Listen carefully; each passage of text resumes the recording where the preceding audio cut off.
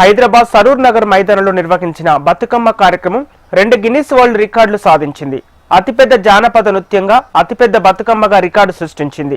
Guinness record సాధనే లక్ష్యంగా తెలంగాణ ప్రభుత్వం ఆధ్వర్యంలో సరూర్ నగర్ స్టేడియంలో బతుకమ్మ కార్యక్రమం నిర్వహించారు. 63 అడుగుల ఎత్తైన భారీ బతుకమ్మను ఏర్పాటు చేశారు. ఒకేసారి 10,000 మంది మహిళలతో బతుకమ్మ వేడుకలు నిర్వహించారు. ఈ కార్యక్రమానికి మంత్రులు సీతక్క, జూపల్లి కృష్ణారావు, హైదరాబాద్ మేయర్ గద్వాల విజయలక్ష్మి తదితరులు హాజరయ్యారు. భారీ బతుకమ్మ చుట్టూ మహిళలు లయబద్ధంగా ఆడారు.